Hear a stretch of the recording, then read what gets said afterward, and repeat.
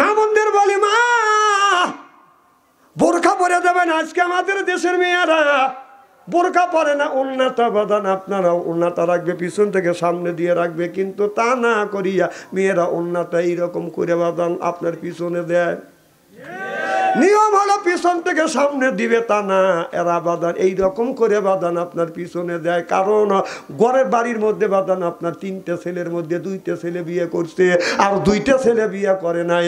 এখন ওই বেটার বউ 2টে আছে, কারণ দেওর 2টে আছে, 2টার একটার বয়স 18 বছর আর একটার বয়স হলো 22 বছর। ভাবি যদি আপনার ওন্না যদি এইরকম করে ঝুলাইয়া বাড়ির মধ্যে দিয়ে যদি বুকের কাপড় চোপড় না রাখে, ওই দেওরের চরিত্র নষ্ট করবার জন্য ওই ভাবি যথেষ্ট। পারিবারিকের ভিতরেও আমরা চোখ রাখতে পারি না। হ্যাঁ, হাদিস শরীফের মধ্যে আসছে, ছেলে যখন বড় হবে মা এমন পোশাক পরবেন, একটা পোশাক আছে এই পোশাক গায়ে দিলে, এইরকম করে গায়ে দিলে শরীরের সবকিছু ঢেকে থাকবে, এগুলি ব্যবহার করতে পারেন না। হ্যাঁ, আর তুমি একজন মহিলা, তোমার দেওর উপযুক্ত দেওর, তারই কাছে যায় ওড়না পিছনে দিয়ে সামনে দিয়ে ঝুলে রাখবেন, তা না করে এইরকম করে পিছনে দিয়ে ঝুলে রাখতেছে, মানে অন্যায় করবার জন্য ওইভাবে উৎসর্গ দিচ্ছে। এখন তো ঠিক কবে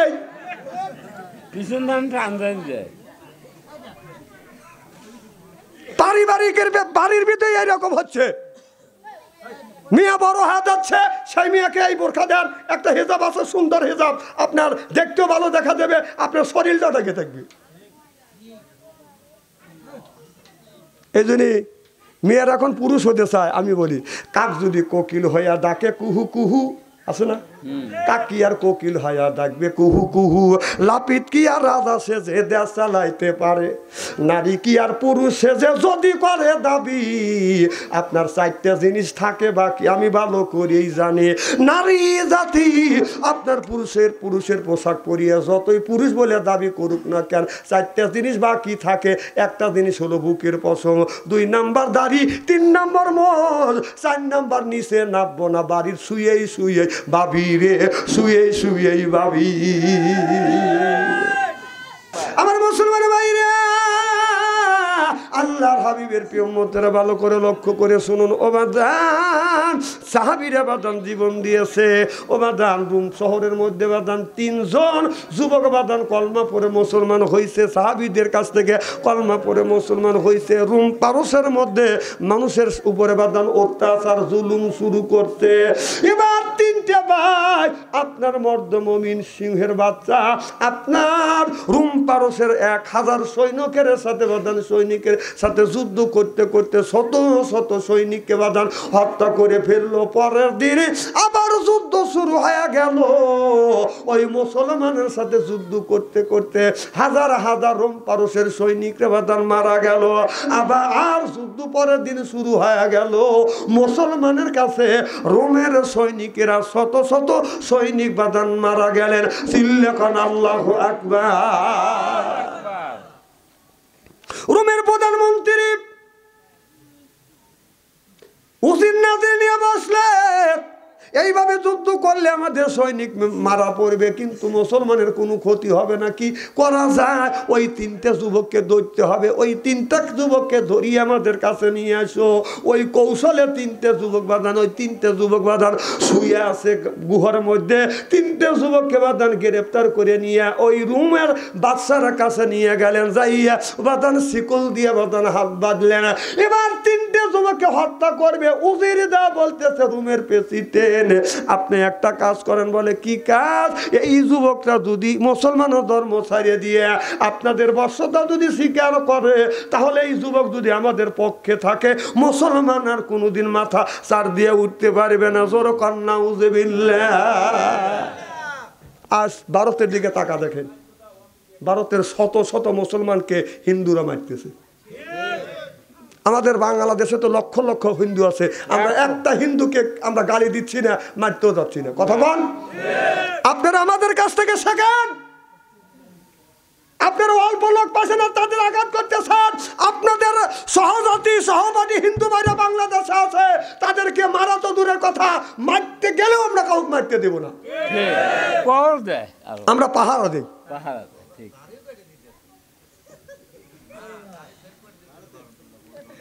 দাড়ি কাটে দিচ্ছে, সেই দাড়ি রসুলের সুন্নাত। ধরে ধরে টুপি জুব্বা ছিঁড়ে ফেলে দাড়ি পর্যন্ত সেভ করে দিচ্ছে। মসজিদ বুলডোজার দিয়ে ভাঙে কালী মন্দির তুলতেছে। আমরা মোদী সরকারকে বলতে চাই, অত লাভালাভি করেন না, অত লাভালাভি করেন না। কারণ আল্লাহ রসুল বলেছে, আল্লাহ রসুল বলেছে এই মুসলমানের সাথে হিন্দুদের একদিন লড়াই হবে, সেই লড়াইয়ে এই মুসলমান বিজয় হবে। জোরকার মারহাবা। আমার মনে হয় রসুলের কথা সত্য হতে চলেছে। এমন একটা সময় আসবে হিন্দুস্তানের সঙ্গে যদি মুসলমানকে লড়াই করার জন্য যদি ডাক পড়া হয়, বাংলাদেশের আবামা জনতা সব হাতে যা আসবে, যা আছে সব নিয়ে ওদের সাথে রুখে দাঁড়াতে কারা কারা রাজ্য দুই হাত টান করে দেখা।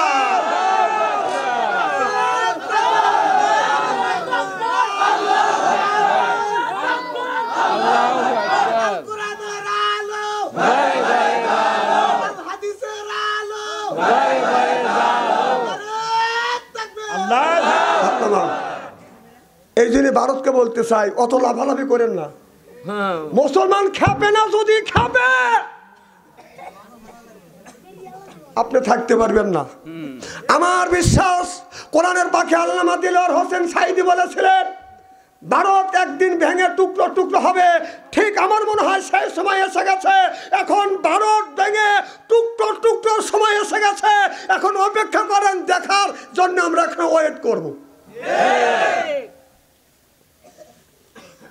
আবার আমাদের দেশে কিছু হুজুর আছে ফিলিস্তিনি, আরে হ্যাঁ 3 দিন গেছিল, ওরা যা কয় যে এখানে কোনো যুদ্ধ নাই কি 100 মাইলের মধ্যে। দালাল দেখছে, এইরকম দালাল দেখিনি। কত তাম পৃথিবীর মানুষ দোয়া করতেছে, ইসরায়েল মারিয়ে শেষ করছে, গাজার মানুষকে মারিয়ে শেষ করছে, ফিলিস্তিনি মানুষকে মারিয়ে শেষ করছে, লক্ষ লক্ষ কোটি কোটি টাকা পাঠানো হচ্ছে। আর বাংলাদেশ থেকে আপনার আজহারি সহ হাজার হাজার আলেম ওলামা মুসলমান ইমানদারেরা মিছিল করতেছে। ওরা 3 দিন যা কয় একটা বোমাও পড়তেছে না।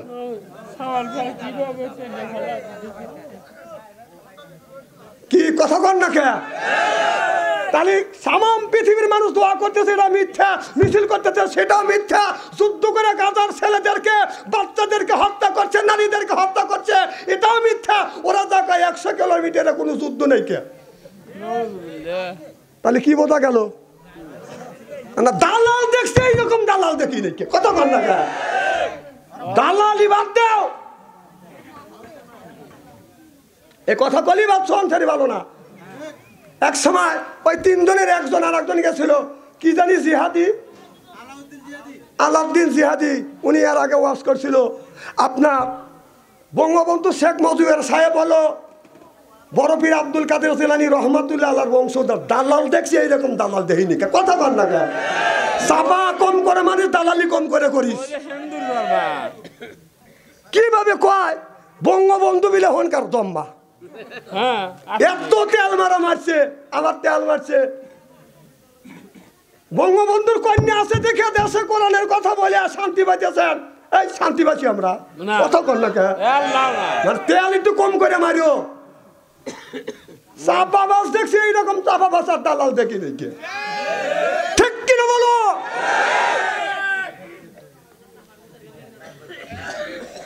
আবার এখন তেল মারতেছে বিএনপির দিকে। একদিন উনি ভালো আছিল, এখন হে খারাপ, এখন এই ভালো। এই তেল মারা বাদ দাও। সে আয়াত তো আমি আগেই তেলাওয়াত করে আপনাদের ব্যাখ্যা করে বুঝো দিছি। মানুষ দেখছি তেল মারা, এরকম তেল মারা মানুষ দেখি দেখি। তেলের দামও ঠিক আছে, আগে যা করে ধুয়ে গেছিল তাই আছে।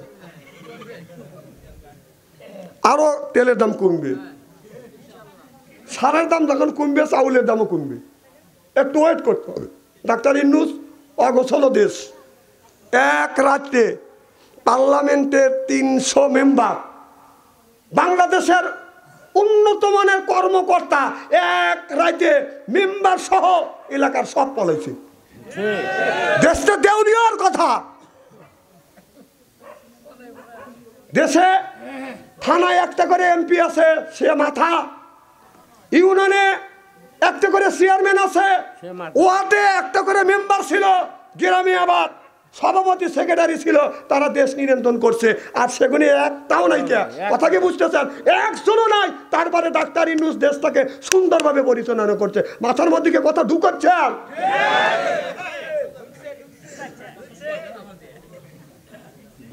কেলায়ও না।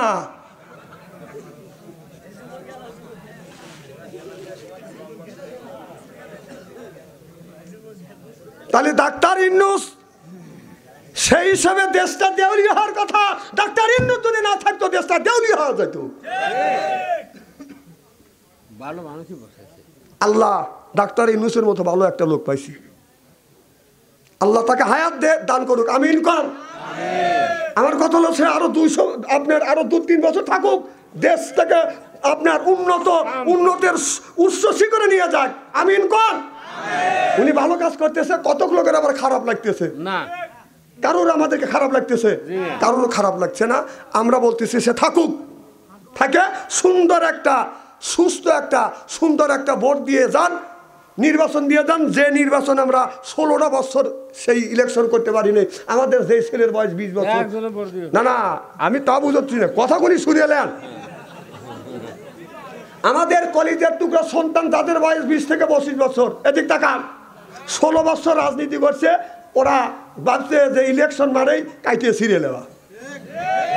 ওরা তো সুস্থ ইলেকশন দেখে নাই। যাদের বয়স 20 বছর ওরা জানে যে দিনের ভোট রাইতে নেওয়া। ওরা কি সুস্থ ভোট দেখছে? বাবা, এখন সময় আসবে সামনে, তোমরা সুস্থ ভোট দিতে পারবে। নিজের ভোট, যার ভোট সেই দিবে, যাকে খুশি তাকে দিবে। এই একটা ভোট সামনে হবে ইনশাল্লাহ। তোমরা ভাবছো যে রাতের ভোট, দিনের ভোট রাইতে নেওয়া, না, ওটা ভোট না, ওটা চুরি। জনগণ ওটা কি এ মুহূর্তে কয় না, কিসের লেগে জনগণ কি হক কত কমেছে না মানুষ। আমি কি কোনো রাজনীতির কথা বলতেছি নাকি? যারা করছে তাই বলতেছি।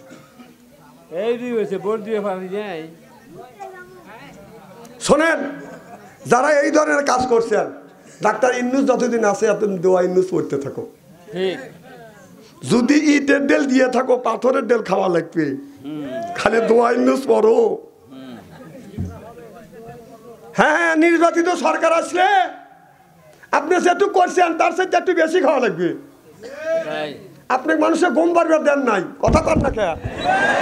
আমরা মোল্লারা শোনেন, 16 বছর আমরা ওয়াজ করতে পারি নাই। 16 বছর স্টেজে উঠলে আমাদের কাছে হুজুর হিসাব করে কথা বলেন।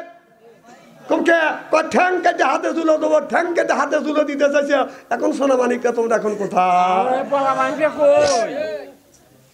এই জন্য বেশি পারা ভালো না। আমার ভাইয়ের, আমার আল্লাহর নবী আখিরি জামানার পয়গম্বর মুহাম্মদুর রাসূলুল্লাহ সাল্লাল্লাহু আলাইহি ওয়াসাল্লাম দিনের দাওয়াত দিয়া রাত 12টার পরে বাদান হযরত খাদিজাতুল কুবরার ঘরে দরজার কাছে আসছে। আমার নবী দরজার কাছে আসিয়া খাদিজার ঘরে দরজায় আসে নক করছে। খাদিজা একটা ডাক দিছে, মা খাদিজাতুল কুবরা দরজা খুলে দিছে। কান আল্লাহু আকবার। আর আমাদের ঘরে ঘরে একটা করে খাদিজা আছে।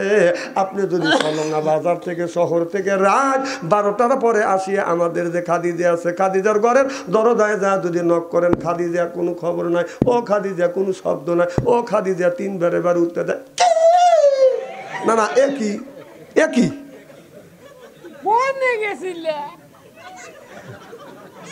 না না, কথা কেন অবস্থা বলতেছি। আমার নবী কয়, আমি যতদিন আমার বিবি খাদিজাতুল কুবরার ঘরে দরজা যা নক করছি, খাদিজা একটা ডাক দিছি, দরজা খুলে দিছি।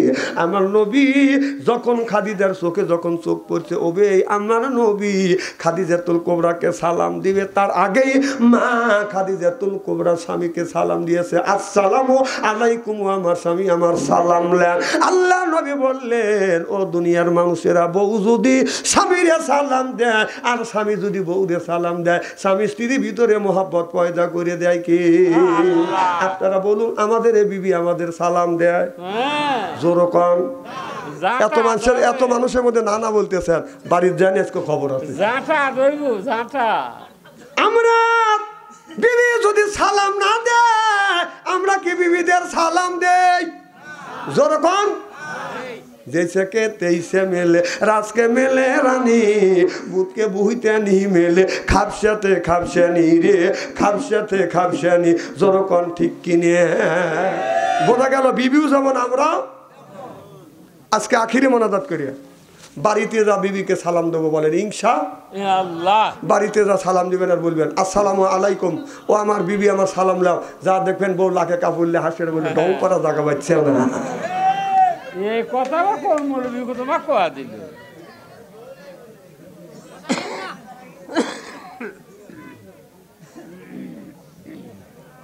আমার ভাইরা আমার বলবো মা স্বামীকে দেখলে সালাম দিবেন আলো যারা স্বামী হয়েছেন বিবিকে দেখলে সালাম দিবেন আসসালামু আলাইকুম এরপরে সালাম দেওয়ার পরে বলবেন আই লাভ ইউ হ্যাঁ বউকে আই লাভ ইউ বলবেন যে আমি তোমাকে ভালোবাসি তা না কয় বিবিকে আই লাভ ইউ না দিয়ে রাস্তা দিয়ে একটা মেয়ে থাকে লাভ ইউ ওই জায়গায় লাভ ইউ করা জায়গা আর লাভ ইউ যদি করতে হয় বোর কাছে যা লাভ ইউ কও আমাদের দেশে যুবক যুবতীরা শতকরা 90% যুবক আর যুবতী প্রেমের মধ্যে রিলেশনে ব্যস্ত আছে আর হিসাব করে দেখছি বাংলাদেশের বিবাহিত ছেলে আর বিবাহিত মেয়ে শতকরা 40% যুবক বিবাহিত মেয়ে আর বিবাহিত ছেলে পরকীয়া প্রেমে আছে না না তুমি বহুত হয়ে পরকীয়া প্রেম করবে কে আর কিছু মেয়ে আছে নিজের স্বামী তুই হে আবার পরকীয়া প্রেম করতেছে 2 ছেলে 3 ছেলে রেখে এক যুবকের হাত ধরে চলে যাচ্ছে আর যুবকরা পুরুষ হয়ে এত খারাপ ও নিজে ও পরের গাড়ি চালাতে আরাম লাগে বেশি না না না পরের গাড়ি চালাবে যায় না তুমি পরের গাড়ি চালালে তোমার গাড়ি এসে আর একজন চালাবে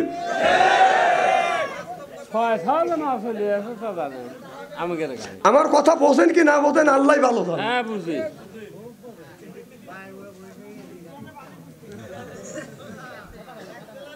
ঠিক আছে তো আমরা সিরাজগঞ্জের পোলা এক জেলারই লোক সিরাজগঞ্জের পোলা খালি খাই আমরা সেদ্ধ ছোলা আমার বাইরে আমারও দিক যেতে চাই না আল্লাহ নবী খাদিজাকে সালাম দিয়ে বললেন খাদিজা যতদিন যতবার তোমার ঘরে দরজার কাছে আসছি রে বিবি এক ডাকের বেশি 2টা ডাক দিতে হয় না তুমি কি ঘুমাও না মা খাদিজাতুল কুবরা বলে নবী গো আপনি দিনের দাওয়াতে বাইরে যাবেন আর আমি আপনার বিবি খাদিজাতুল কুবরা আরামে ঘুমাবো না গো না যতক্ষণ পর্যন্ত আপনি বাসায় না আসেন বাড়িতে না আসেন আমি খাদিজা দরজার সাথে পিঠ লাগাই অপেক্ষা করি কখন জানি আমার স্বামী আমার নবী আমার স্বামী আমাকে খাদিজা বলে ডাক দিবে ও নবীজি আপনার জবান থেকে খাদিজা ডাক শোনার জন্য আমি খাদিজা দাঁড়া দাঁড়া আপনার জন্য অপেক্ষা করি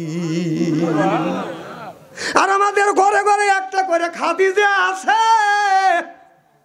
রাত 12টার পরে যায়া খাদিজাকে বাদান ডাক দিবেন ও কি আমাদের জন্য অপেক্ষা আছে আমরা বাড়িতে নাই আমাদের খাদিজা লুইটে বুইটে ঘুমোচ্ছে সব বোন এসে ফাঁকে গেছে না ভাবছি স্বামী মরে গেলে তখনকার মেয়েরা বোঝে যে স্বামীর কি দরদ বাইসে থাকতে বোঝে না শোনেন বাপ আর ভাই মা বাপ বোন যতই পাম দিক স্বামীর চাইতে আপন কেউ নাই কথা বল না খেয়ে আমাদের এলাকায় হিন্দু একটা মেয়ে স্বামীর সাথে ঝরকা করে টোপলা বেঁধে চলে যায় আমি কোন দিদি কোন যা না আপনার ভাই ভালো না খালি আমার সাথে অত্যাচার করে আমি বাপের বাড়ি যাচ্ছি কারণ দাদা ঠেকাও আমাকে হুজুর আপনিও ঠেকান না ও ঠেকাবো না ওই একাই ঠেকে আসবেন বাপের বাড়ি গেছে ভাই কথা কয় না বউ কথা কয় না বাবু কথা কয় না কে কি হয়েছে কনা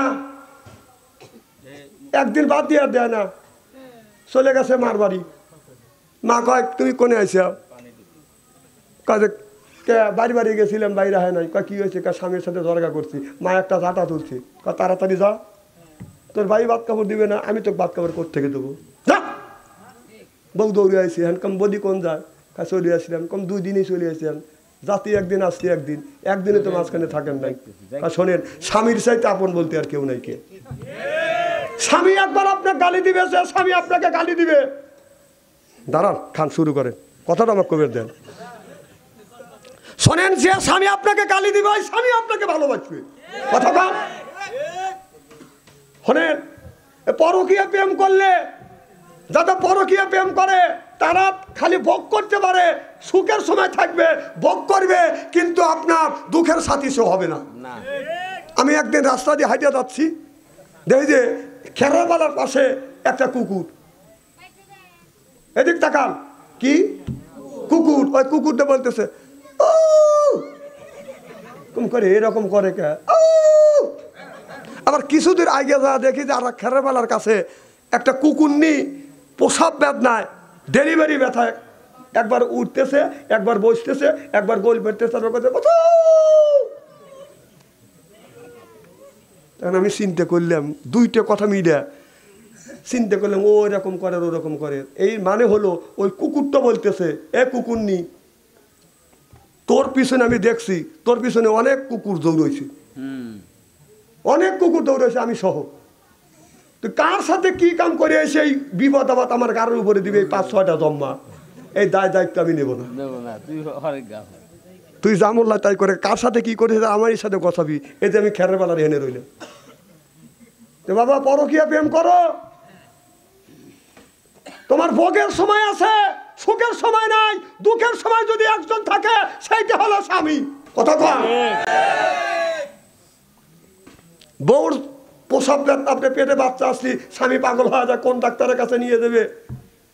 কথা কন। আর আমাদের দেশে আমি হিসাব নিকেশ করে দেখলাম, বাংলাদেশের মধ্যে 3 শ্রেণীর মানুষ হলো বড় সন্তান। 1 নম্বর হলো বাংলাদেশের কিছু কিছু বক্তা, 2 নম্বর হলো ডাক্তার, 3 নম্বর হলো পুলিশ। এর চাইতে সন্তান আর বাংলার জমিনে রেখে, এরাই হলো সন্ত্রাসী। বড় বড় ডাক্তারের কাছে যাবেন, যা বলবেন যে পেটে বাচ্চা আছে, ঠিকই আছে, সাইজ ঠিকই আছে, পানিও আছে, কায়দাই আছে। এরপরে ডেলিভারি হওয়ার 1 দিন 2 দিন আগে বলবে যে ছেলে আছে, বে কায়দায়, এই দেখছে গাই তুই আমি চলে যাবো না, আমি না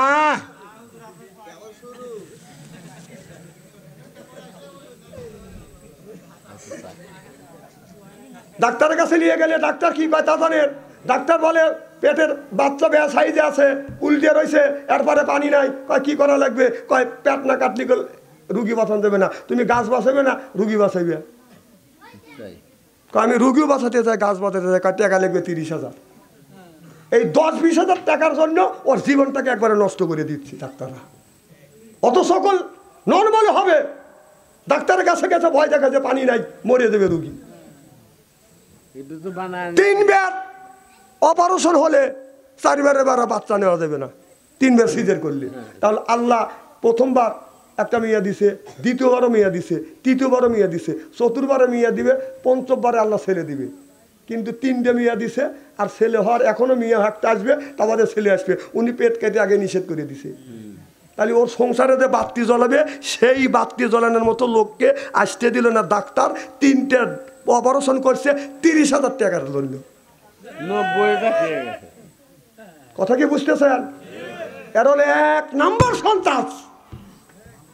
আগেকার ডাক্তার হাত ধরে চিকিৎসা দিয়ে দেখে বলতেছে আর রুগী এই ওষুধ দিলে হওয়া যাবে। আর যাওয়ার সাথে সাথে একজনকে গু পরীক্ষা করা লাগবে, একজনকে পায়খানা পরীক্ষা করা লাগবে, আর একজনকে রক্ত পরীক্ষা করা লাগবে, আর একজনকে আপনার ব্লাড পরীক্ষা করা লাগবে, একজন মদ পরীক্ষা করবে, আর একজন পেশাব পরীক্ষা করবে। 33টা পরীক্ষা করিয়া রোগীর 12টা বাজা ছাড়বে। হাসেন না, হাসেন না।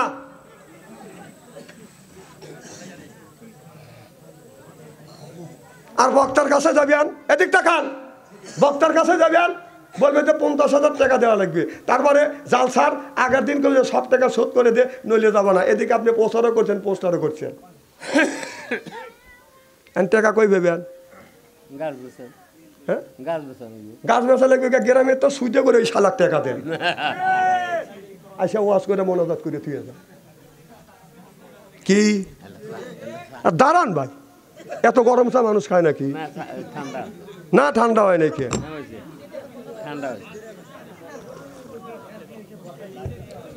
কি জানে বলতেছিলাম, শোনেন। তারপরে 3 নম্বর ডাক্তার হলো সন্ত্রাস, হলো পুলিশ। অসগুবি আপনার ছেলে হাঁটে যাচ্ছে, পকেটের মধ্যে পুরো দিয়েই করতেছে তোর মধ্যে গাঁজা আছে, অথচ গাঁজা তো খাওয়া দূরের কথা, ওর বাপ আর মাই সিগারেট খায় না, আর ছেলে গাঁজাখোর বানাইছি। কথা কন না কে?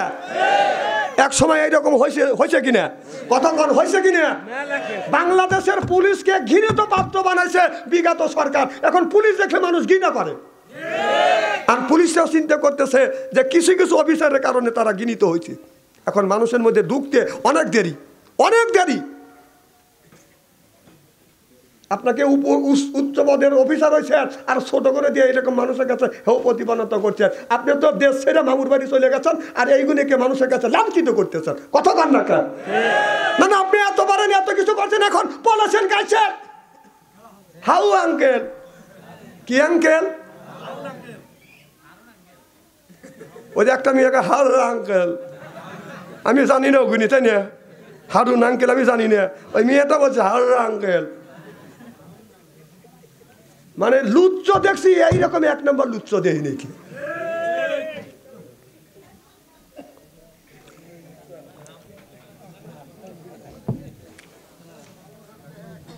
আমার ভাইয়ের আমার না না ভালো ওয়াজ করতেছি না। হ্যাঁ ভালো ভালো ভালো। আবার কেন করে ভালো দেহে ওয়াজ করে? না না, এ ওয়াজ কি খারাপ ওয়াজ করতেছি নাকি?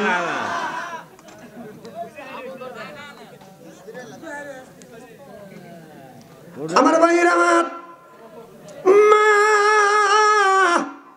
খাদিজাতুল কুবরা রাদিয়াল্লাহু তাআলা আনহু নবীর সাথে বাদান এত কষ্ট করছে, নবীর জন্য কত কি করছে, নিজের জমা জমি তালা তালু করত সম্পদ যা কিছু ছিল সব নবীর প্রেমে কোরবান করে দিছে। দেখেন নবীর মুআজিজা, ধন্য হল বিবি খাদিজা, জীবন যৌবন করিলেন অর্পণ, মাল দৌলত যা ছিল নবী চরণে সুপিয়া দিল, বানাইল তারে জীবনের আপন। আল্লাহু আকবার।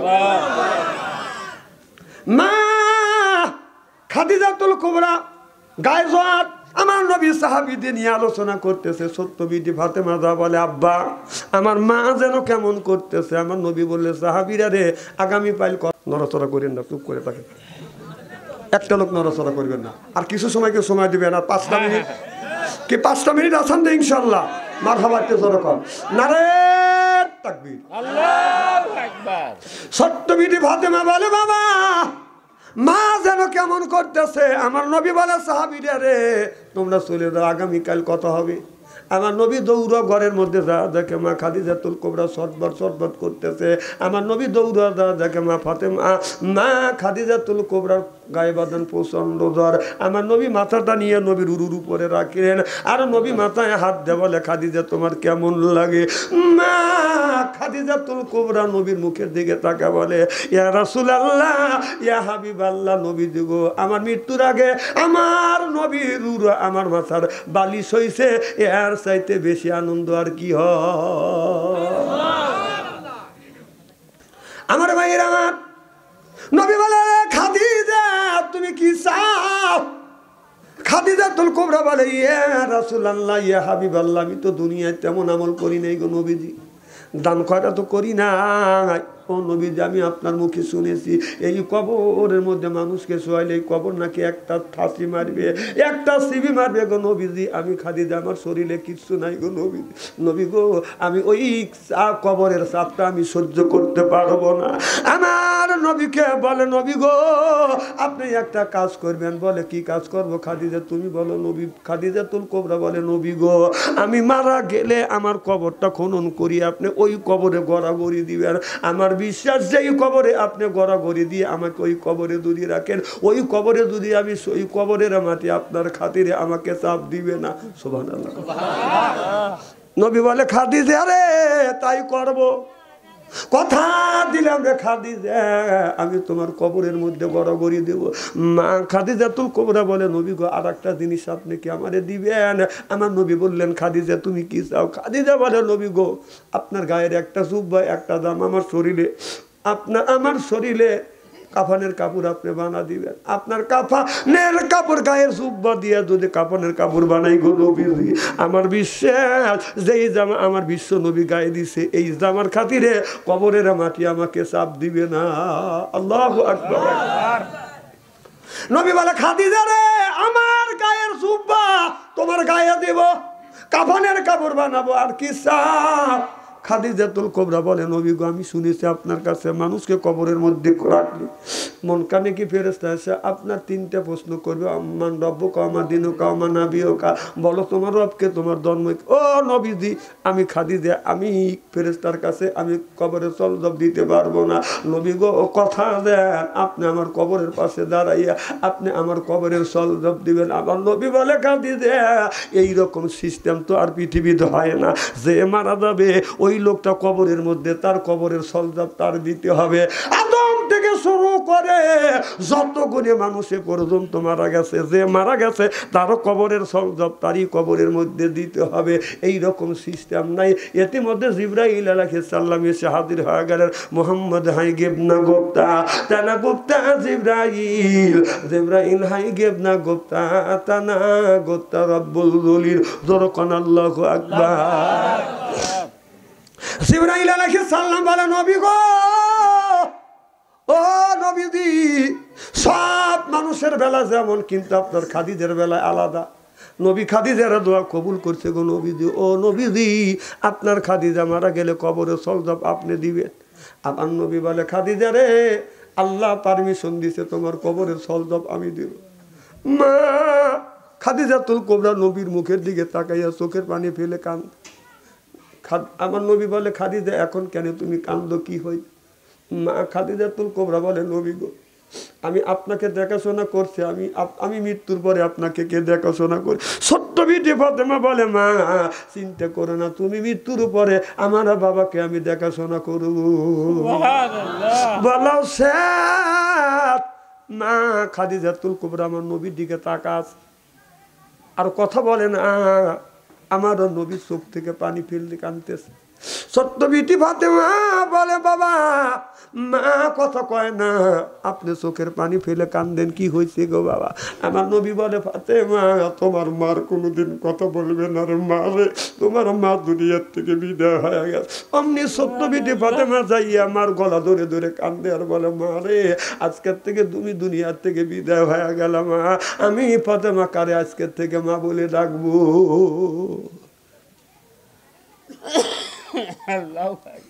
আমাদের দেশে অনেক ছেলেরা বাংলাদেশে আল্লাহ রিজিক রাখে নাই, চাকরি বাকরি হয় না, তারা বিদ্যার যাবাদান কাজ করে, দোকান ঠিক কিনা। একজনের 2টা ছেলে, আল্লাহ কষ্ট করে বাবা মাস্টার ডিগ্রি পাস করেছে, কিন্তু বাংলাদেশে বাদান চাকরি হয় নাই। আল্লাহ রিজিকে লিখে রাখছে বাদান বিদেশে। 2টা ছেলেকে যখন বিদেশ পাঠায়, বিদেশ যখন পাঠাইছে, বিদেশ পাঠানোর সময় বাবা ছেলে 2টা যখন বিদেশ যাবে, বাড়ির থেকে যখন বের হবে, বাবা বলে, বেটা রে, তোমার তো লেখাপড়া শিখেছি, আর বাংলাদেশের রিজিক নাই, তোমাদের বিদেশ আল্লাহ রিজিক রাখছে, বিদেশ যাইবে। বাবা কান্দে আর বলে, বেটা রে, এ বেটা যা, আমি তোমারে বিদায় দিলাম। বাবা কান্দে আর মা কান্দে। আল্লাহ ছেলে, কোনো মা কোনো বাবা চায় না ছেলে কলিজার, নিজের কলিজার টুকরা সন্তান দেশ থেকে বিদেশ যায়। ওই ছেলে 2টা যখন বিদায় নিয়ে বিদেশ যায়, বাবা মা কান্দে আর বলে, আল্লাহ ছেলের রিজিক তুমি বাংলাদেশে রাখো না, আমার এই 2 ছেলের রিজিক রাখছো তুমি বিদেশের। আল্লাহ আল্লাহ আমার সন্তানকে কষ্ট করে মানুষ করছো মাওলা, আমি যদি মরে যাই মনে হয় এই 2টা সন্তান এসে আমাকে মাটি দিতে পারবে না, জানাজার নামাজ পড়াইতে পারবে না। এই ছেলেরা মায়ের দেশ বাবার দেশ গ্রাম ছেড়ে যখন রওনা দেয়, বিদেশ যাওয়ার জন্য যখন রওনা দেয়, গ্রামের দিকে তাকাইয়া আমার কপালে বাবার কপালে শুভ দিয়া মনে মনে কাঁদলাম। 5 বছরের মনে বিদেশ যাচ্ছি, মনে হয় মাকে জানাজা করতে পারবো না, বাবার মুখ দেখতে পারবো না। গ্রামবাসীর কাছ থেকে বিদায় না যাওয়ার সময় কলজা পেটে যা হাত দিয়ে ইশারা করে আর বলে, ও গ্রামবাসী রে, যদি ভুল করে থাকি মাফ করে দিও, তো মরে গেলে আর মায়ের দেশে আসতে পারবো না। যারা বিদেশ থাকে নিজের বউ বাল বাচ্চার খুশির জন্য, সুখের জন্য ছেলে মেয়ে মা বাচ্চা দিদি বাল বাচ্চা ফেলে বিদেশ থাকে, আর বউরা এখানে স্বামীর খায়া স্বামীর পরে পরকীয়া প্রেম করে। তোমার 5টা মনে একটা কথা কয় না, ছেলে তখন মা বাবা ছেলে সন্তানকে রাখে বিদ্যা যখন তোর কলিজা পেটে যা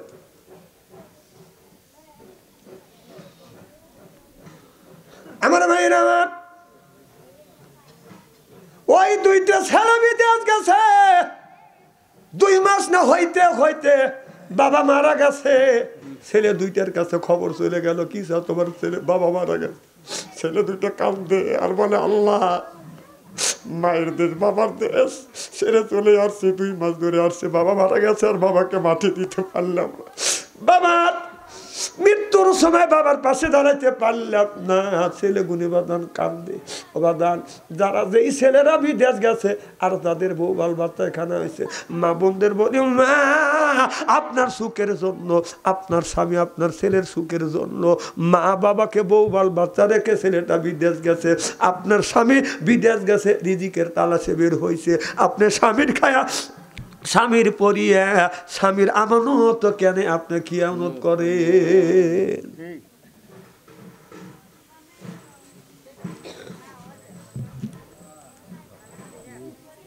যা হোক 11:30 বাজে গেছে আর আমি আপনাদের কষ্ট দেবো না আমি এই কথাটা আগেই বলছিলাম না না কথা ঠিক আছে এখন পাম দিয়ে লাভ নাই কারণ আমি সে কথা আগেটাই বলছি আমাকে ঠিক মতো সময় তুলে দিবেন আমি 1.5 ঘন্টা ওয়াশ করি এখানে 2 ঘন্টা করব হিসাব করে আপনারা তুলে দিবেন না না আমি এই কথা বলে উঠছি তাই আমাকে আধা ঘন্টা পরে তোলেন না না ঠিক আছে এই কথাটা আমি আগে স্টেজের ওঠার সবার সাথে সাথে আমি বলছি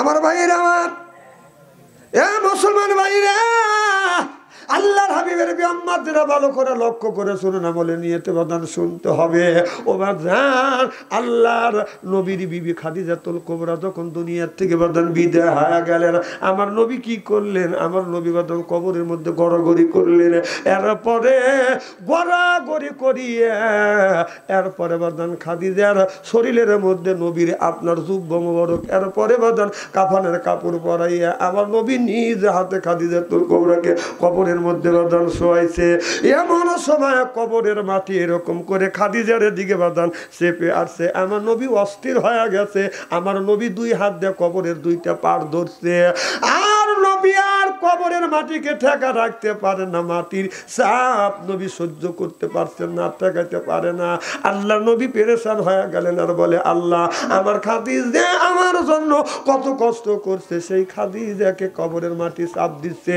আল্লাহ বলে বন্ধুরে আপনি চিন্তা করেন না আমার এই মাটিতে আমার এই জমিন কবরের মাটি আপনার খাদিজাকে চাপ দিবে না আপনি উঠে আসুন গো নবীজি এই কবরের মাটি খাদিজার সাথে কোলাকুলি করতে চায়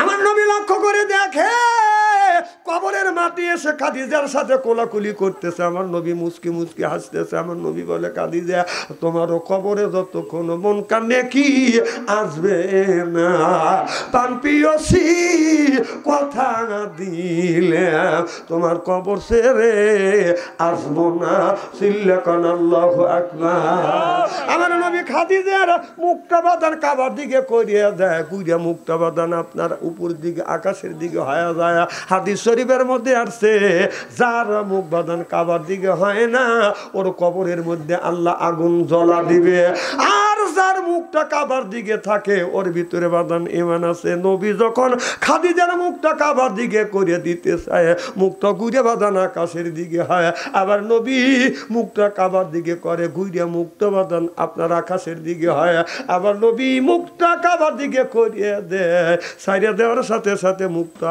আকাশের দিকে হয় মা খাদিজা আমার নবী পেরেশান হয়ে গেলেন আর বলে আল্লাহ আমার খাদিজা ইসলামের জন্য কি না করছে আমার জন্য কত কষ্ট করছে বুড়া মানুষ ওই পাহাড়ের উপরে যেই পাহাড়ে এখনো আপনার আমার নবী বাদান ধ্যান করেছে আমার মা খাদিজাতুল কুবরা বুড়া মানুষ অত বড় উঁচু পাহাড় দিনের মধ্যে 2 বার করে আমার নবীর খাবার নিয়ে গেছে আল্লাহু আকবার কর। আল্লাহ সেই খাদিজা কি জাহান্নামে হবে? আল্লাহ বলে বন্ধুরে দুনিয়ার সব মানুষ মুখ থাকবে কাবার দিকে, আর তোমার খাদিজার আসার আচরণ ইসলামের খেদমত আমি আল্লাহ পছন্দ করছি। তোমার খাদিজার মুখও থাকবে আকাশে, আমি আল্লাহ আরশে আজিম থেকে আমি তোমার খাদিজার মুখটা দেখতে চাই। মা বোনদের বলি মারে আপনারা মা খাদিজার উত্তর সরি, মা ফাতেমার উত্তর সরি, মা আয়েশা সিদ্দিকার উত্তর সরি মারে। ও মা আপনারা মা খাদিজাতুল কুবরার উত্তর সরি হইয়া মা খাদিজাতুল কুবরা যেই কাজ করছে মা আয়েশা রাদিয়াল্লাহু তাআলা আনহার উত্তর সরি হইয়া সে যেই কাজ করছে সেই কাজগুলো করবেন। ফাতেমার উত্তর সরি হইয়া আপনারা কেন জাহান্নামী হয়ে যাচ্ছেন গো মা? কারণ আপনারা হলো মা জাতি, আপনাদের পেটে হাফেজকারী মাওলানা হচ্ছে, এখনো হবে। দুনিয়ায় যত গুণী নবী রাসূল আসছে একটা নবী রাসূল পুরুষের পেট থেকে হয় নাই, সব নবী রাসূল আসছে মা বোনদের পেট থেকে।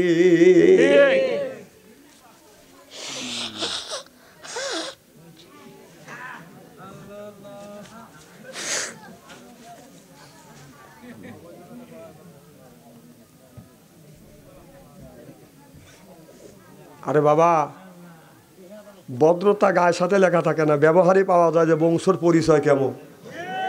কথা কি বলা লাগবে নাকি?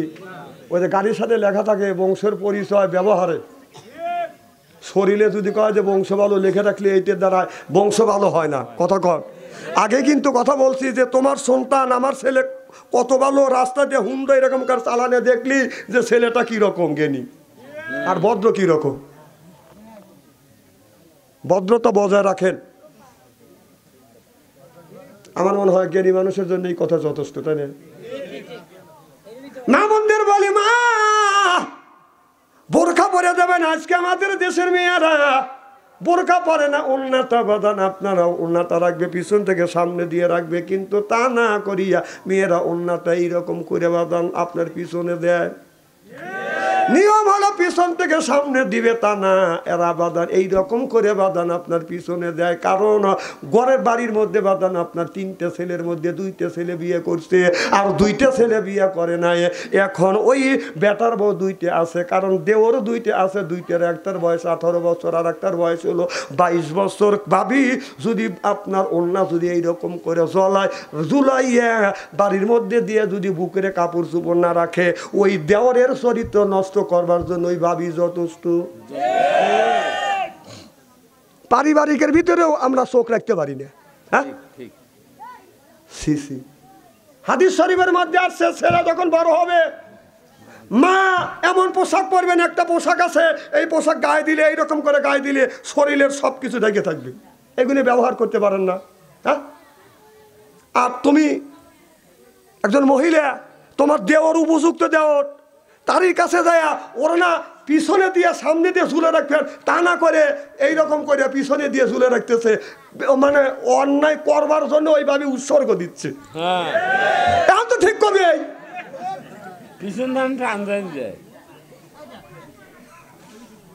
পারিবারিকের বাড়ির ভিতরে এইরকম হচ্ছে। মিয়া বড় হয়ে যাচ্ছে, সেই মেয়েকে এই বোরখা দেন, একটা হিজাব আছে সুন্দর হিজাব, আপনার দেখতেও ভালো দেখা দেবে, আপনার শরীরটা ঢেকে থাকবে। এই জন্যই মেয়েরা এখন পুরুষ হতে চায়। আমি বলি কাক যদি কোকিল হইয়া ডাকে কুহু কুহু, আছে না? কাক কি আর কোকিল হইয়া ডাকবে কুহু কুহু? লাপিত কি আর রাজা সেজে দেশ চালাইতে পারে? নারী কি আর পুরুষ সেজে যদি করে দাবি?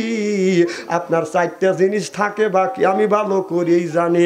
নারী জাতি আপনার পুরুষের পোশাক পরিয়ে যতই পুরুষ বলে দাবি করুক না কেন, 4টে জিনিস বাকি থাকে। একটা জিনিস হলো বুকের পশম, 2 নাম্বার দাড়ি, 3 নাম্বার মোজ, 4 নাম্বার নিচে নামবো না বাড়ির শুয়েই শুয়ে ভাবি রে, শুয়ে শুয়েই ভাবি। অনেক ওয়াজ মনে আছে, একদিনে কি সব ওয়াজ করা যায় নাকি? আমাকে ওয়াজ করবে নিলে একটা না 3-4 দিন একটা ই করলে কোন রকম নেওয়া যায়। আচ্ছা ঠিক আছে, আল্লাহ থাকেন কাল যাবে।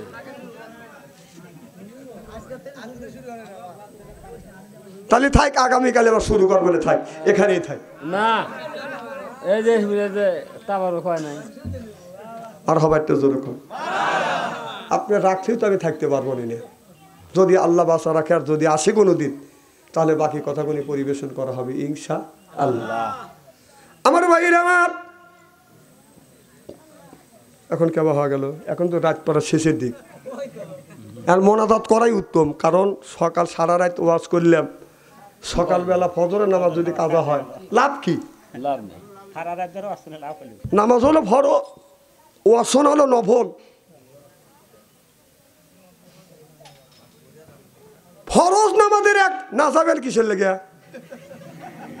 আমি ওয়াজ ছেড়ে দিছি যে আপনারা থুয়ে চলে দেবেন। পাও বিলে লেগে গেছে, পাও লাগলে আমি কি করবো? কন্ত হোক নিজেরাই করতে তো হুজুর চালান, হেই চোখ লাগতেছে মেয়ে বাটা টাচ মোবাইল নিয়েছে সারা রাত 9টার সময় ঢুকে 3:30 পর্যন্ত এরকম করে গেলে টোকাও, তখন চোখ লাগে না?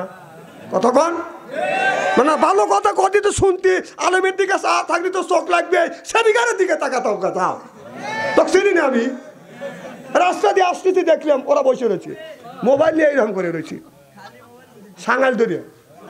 একজন 3 হাত থাকে, একজন 4 হাত থাকে, একজন 6 হাত থাকে, কেউ কারোর দিকে তাকাতে না, খালি দেখে যেতেছে কি করতেছে। না না এরকম করে কি করতেছে টাচ মোবাইল দিয়ে, ও ধ্যানে বসে, তাই না?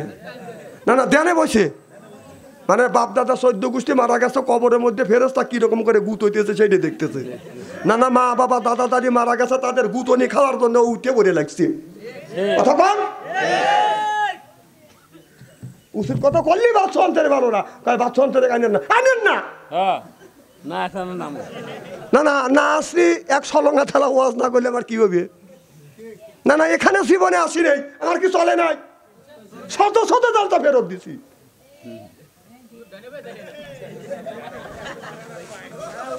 মনে রাগ করতেছেন মনে, তাই না? না না ভাই রাগ করেন, আমি আপনাদের এলাকার ছেলে। আরে ভাই আমি বলবো না সেই ডাকাতা নিয়ে আসছেন, ওরাই কি হক কথা বলবে নাকি? অত সস্তা না, হক কথা বলা ঠেলা আছে, জেলখানা লাগে, জরিমানা দেওয়া লাগে, দাওয়া খাওয়া লাগে। আমরা নাইব না স্যার। না না আমি কি সেই কথা বলতেছি, আমি লীগের মধ্যে ভালো লোক আছে, এরা খুব খেলা দেখা গেছে।